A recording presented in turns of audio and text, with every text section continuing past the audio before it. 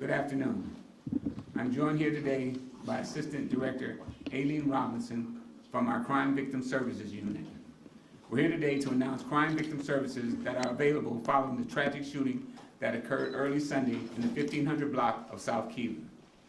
This shooting left a 21-year-old woman dead and 8 others injured. Our deepest condolences are with the family of the young woman who was killed, and our detectives are working hard to identify and apprehend the people responsible for this shooting. We ask anyone with information to please submit an anonymous tip through cpdtip.com or contact Area 4 detectives at 312-746-8252. Our crime victims advocates have been working throughout the past 24 hours to reach out to the victims and connect them with resources as they begin to process what happened. Crime Victim Services has also set up an assistance center that will open shortly at 1 p.m. and will remain open until 7 p.m. tonight at the Deliverance Temple Church of the Apostolic Faith at 1457 South Kaminsky Avenue. This assistance center is open to anyone who has been affected by violence, including yesterday's shooting in North Lawndale. Our crime victim advocates and our community partners are there right now getting ready to assist anyone who needs support. When acts of violence occur, it's more than just the direct victims and their families who are affected. This violence creates a ripple effect that can touch an entire community. This includes the children who heard the gunfire in their neighborhood or the family who lives down the street from where the shooting occurred and saw the aftermath. Though we know the trauma of violence never fully heals, our hope is that we can provide support and advocacy to those affected as they learn to live with the experiences they carry. I'd now like to turn it over to Assistant Director Aileen Robinson, who can expand on the services available. Aileen? Thank you. Good afternoon. Following yesterday's senseless act of gun violence, the Chicago Police Department's Crime Victim Services team began the process to set up an assistance center that will be opening shortly at 1 o'clock today. After an incident of violence, victims most often have the need to feel safe. That's most often accomplished by the arrival of police and by the provision of medical services. Following that are the next steps where crime victim services come into play. How is it that we can help that person or persons get on the path to healing after following a traumatic event? We're going to start to do that today by the opening of the Assistance Center. What is an Assistance Center? An Assistance Center is a designated space that offers services to victims, co-victims, family members, friends, and community members impacted by major incidents. This is an opportunity for us to get into the community and to expedite crisis services and referrals to crucial recovery services. Who's served by the Assistance Center? Today's Assistance Center has been activated to serve victims of this weekend's gun violence. We are also serving family and friends of victims, witnesses of the incidents, residents, and the affected community at large. We're able to serve others impacted by violence not necessarily related to the 10th District incident from this past weekend. What are some of the services that are provided? Immediate crisis counseling, safe space to ask a question, financial losses that may have incurred as being the result of being a victim of crime. We are able to complete crime victim compensation applications on site and begin that process. Address stress and just needing down and quiet time, and maybe spend some time with the therapy dogs that will be present. Talk with a detective if you have questions about your case or if you have information and you would like to speak with the detective. If you're experiencing domestic violence and you want to talk to someone confidentially, we have certified domestic violence counselors on site. If as a result of the injury that you incurred, you need durable medical equipment, we're able to help facilitate that and expedite getting that equipment to you. How do you know if you need services? The best answer is, if you're asking yourself this question, please come out to the Assistance Center and we'll do a quick assessment to see what services are needed, even if it's only to express the concerns that you have and you need a safe space to share them. If you would allow me to quickly introduce our community partners who answered phone calls on this wonderful Sunday Chicago afternoon to answer the call and come up and support the Assistance Center. The Helen and Joe Foundation, Lutheran Church Charities Canine Ministries, UCAN Community Services, and of course our Assistance Center host, Deliverance Temple of the Apostolic Faith Church. The need to feel safe is universal. In the chaos of a mass incident, finding answers can be overwhelming. The Chicago Police Department Crime Victim Services staff and our partnering agencies are available today to provide assistance. Our services are confidential. A police report is not needed. The Assistance Center opens at 1 o'clock and will run until 7 p.m. this evening at 1457 South Kamensky. No appointment is needed. We look forward to seeing you this afternoon. Thank you. Thank you, Eileen. Now, before I take a few questions, I'd like to give you a little bit more other information about other things that are occurring. We want to acknowledge our National Night Out, which is rooted in police community partnership and making our community safer for everyone. During this one night, each of our 22 police districts host engagements alongside our various partners. It's a safe space for all of us to embrace. Community building and collaboration. It's also an opportunity for us to come together to stand against violence like this shooting that occurred. We're all Chicagoans who want our families and friends to be safe as we work together to build safer communities. I'll now take a question. Superintendent, can you talk about, we're going to work our way around. Oh, I'm sorry. Kelly Davis with WGN. Can you talk about the incident that unfolded on Roosevelt Road last night with all those teens, 40-plus arrests? What can you tell us? Those teens that come down, and some of them are right at the cusp of being teens, some of them are 12, 13 years old. And we've been encountering this for the past few weeks. It hasn't gotten a lot of press.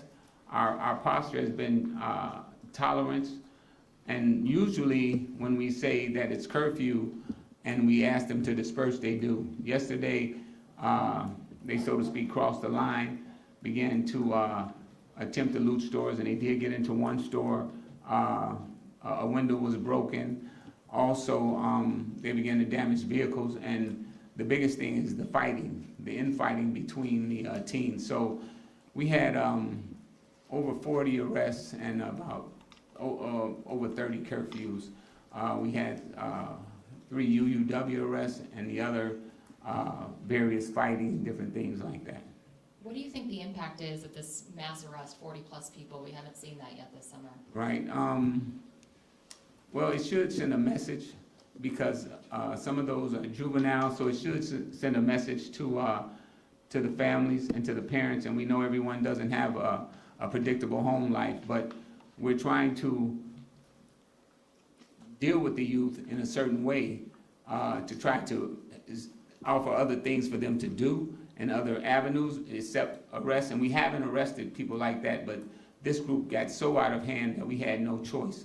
We had street intervention people out there also who helped us, but it just got so out of hand that we had to effect some arrests. Good morning, this is Sharday Gray with CBS Channel 2. So this seems like this has been the largest teen takeover since April. Is there a plan to address this moving forward? And then a two-part question, as you were just talking about the arrest, it seemed like you took more of an aggressive approach than previously. It seems like there were more arrests this time. As far as more arrests, again, it's the arrests are the results of the actions. Before we asked them to move, asked them to go home, it was curfew time, and they did. This time they refused. They began fighting more amongst each other, jumping on top of cars and attempting to go into stores. We asked the store owners, most of them, to close their doors. So the arrests are a result of their actions. We didn't take a different posture. It's just that when we asked them to start to go home, they refused to go home.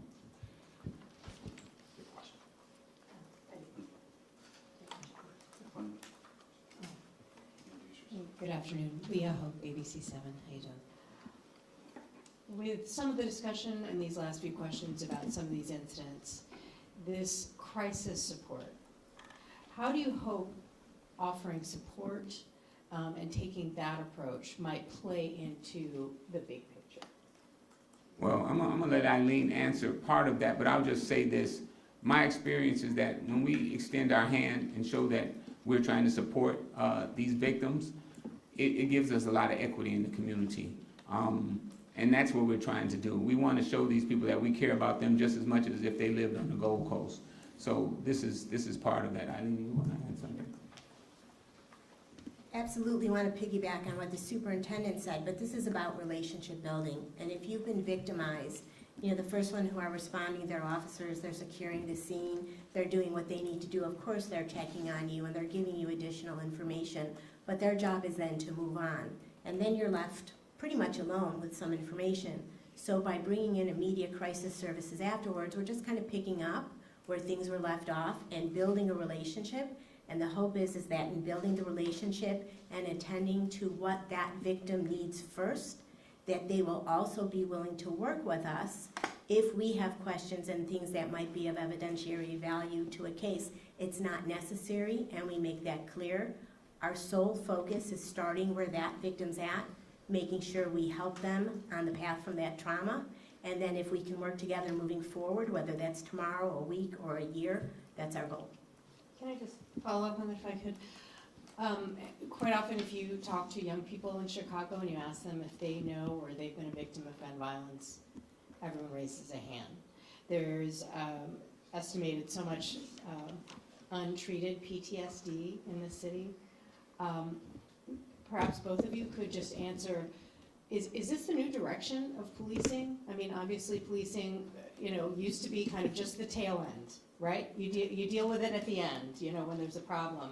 But this kind of proactive and interventionist kind of approach, is this a new direction? Is this something new? Is this being done other places? Where did this come from? Great question. So historically, the Chicago Police Department has been extremely active in outreaching to victims. So since about 1999, we've had a domestic violence program. It's probably one of the best programs in the country, extremely unique in reaching out to victims and providing support. And we stayed in that space, and we kind of became experts in that space with working in a community for quite a while. And then about 2-3 years ago, there was a change across the country in law enforcement-based victim services programs. So we traveled the country, just got back a couple weeks ago from 2 other cities to see what's being done nationally, to see what's being done here in Chicago, and found out that we are definitely aligning with what's going on across the country. And it's a great philosophy that we work hand in hand with victims and police to try and address not only their trauma, but the greater trauma in the country. It would be premature for me to tell you my plans for the future, because most of the people in the room don't know. But you can definitely look for our commitment to continue and our programming to become more rich as we look to support more people in the country, more people in our city, and with the realization that people who are hurt other people. So if we're able to step in and provide supportive services at the time somebody has been a victim, there's a greater likelihood that we could do an intervention that would have them choose a different path tomorrow. Christian Farm, DC5, just, you may have touched on this. Give us the structure of what it's going to look like between 1 and 7 today. And Superintendent, your feelings sort of about doing this approach in the policing structure where you have a major metropolitan city that you're dealing with. All right. Well, as you heard her say, this has been going on since 1999, and they've traveled around finding other cities that do the same thing, best practices. Between 1 and 7, the outreach is there, and it's been there. It's just not publicized as well as it should be. And between 1 and 7, I'm expecting them to probably be overrun with people who need that type of support. Eileen, I'll let you come again and speak to what you've seen, what's going on. Sure, so what happened is starting this morning, boots on the ground, we had some of our community organizers out in that community distributing flyers, encouraging community to come in. We've also made our department members aware that the center is open and to encourage victims to come in. So what'll happen is when someone comes into the assistance center, they'll be met by a crime victim advocate, that's a Chicago Police Department crime victim advocate, who will do a quick assessment to see what services are needed by that particular victim. Depending on what services are needed, they will be directed to our partners who are there with specialized services or to other CPD personnel that provide the services that are needed. It's not a one fit for everybody, so we customize those services. And then that assistance doesn't stop at 7 o'clock tonight. So when somebody leaves the assistance center today, they will have a plan for follow-up and referrals, whether that's internally through the department or with our partners in the community.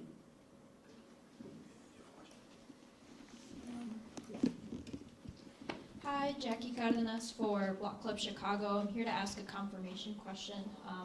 9 women were shot on the 1500 block of South Keeler early Sunday morning, but we don't know exactly, what the gathering was. Was it a birthday celebration? What was that gathering?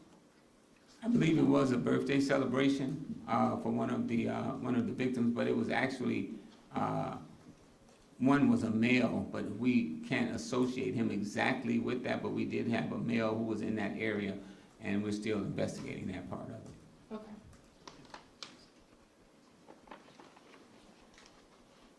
Hi, Terry Kushner, WBBM Radio. About the Keeler shooting, I'm sorry, was that, you just said, was the male one of the victims? Well, a male showed up at the hospital, and he said he was shot in that area. So we don't exactly know, but we're treating it as he was shot somewhere in that area, although the party that was attended was all female. Do you think that, is there any evidence that, anything to indicate that the victims were targeted because they were women? Because it appears that most of them obviously were not. Right, we don't have any evidence of that right now, but we're still very early in the investigation, so we're looking at all avenues right now. Ms. Robinson, I wanted to see if maybe you could speak about women being victims of crime, females, them coming forward. Is that a more difficult thing? Is that a different thing? We provide services and we try and do outreach regardless of who that victim might be, so we're extremely open to whoever's a victim. Of course, historically, we had the domestic violence program where the majority of victims have been female, but as everybody hopefully knows right now that males and females can be victimized at the same time. Is it concerning that a group of women possibly were targeted? It's concerning to me when anyone's targeted at a party where they just got together to celebrate each other. The fact that it was a group of women, we are having some gender-based violence services available in case the women come forward and they have issues specific to their gender.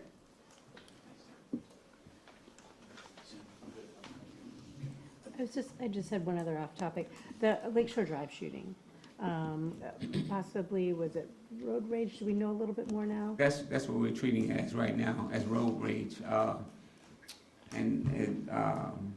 It's unfortunate that, again, all these different conflicts or differences have to be settled with a weapon, but that's what we're treating it as right now, road rage. And we're still looking into that also, along with the Keeler incident. So still very early, but we do have a victim now we've interviewed, so we're moving forward with that investigation. Thanks, Superintendent. All right, Thank you. Thank you.